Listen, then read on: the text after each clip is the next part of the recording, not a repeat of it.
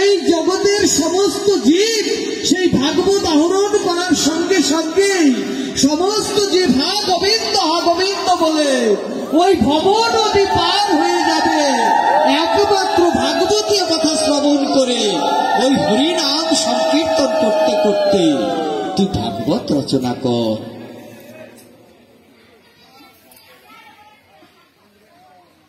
ব্যাসদেব বলছেন, গুরুদেব আমি কিভাবে ভাগবত রচনা করব বলো? আমার পিতা ঋষি পরাশর উচ্চকুলের ব্রাহ্মণ,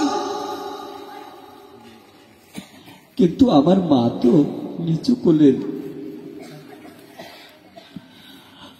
আমার মা তো সত্যবতী, নিচু কুলের মেয়ে। তার ঘরে গর্ভে জন্মগ্রহণ করে কি আমি ভাগবত লিখতে পারবো? দেবর্ষি নারদ বলেছেন, গুরু গুরু বলে রাখছিস,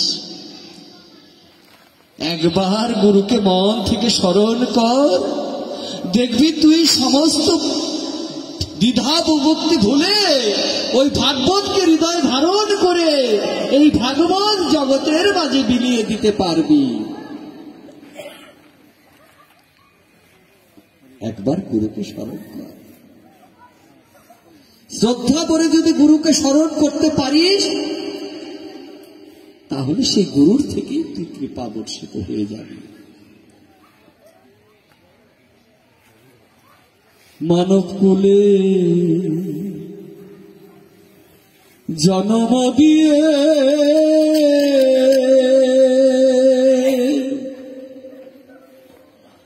আরে গুরু আমায় কেন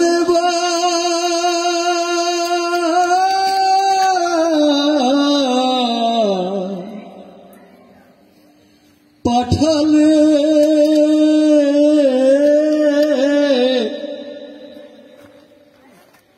আরে জনম গেল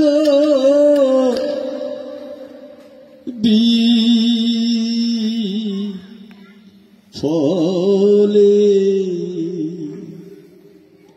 যে জগৎগুরুর কাছ থেকে তুমি এই মানব জন্ম চেয়ে গেছো মা, এই সংসারের মায়ায় সমস্ত কিছু ভুলে গিয়ে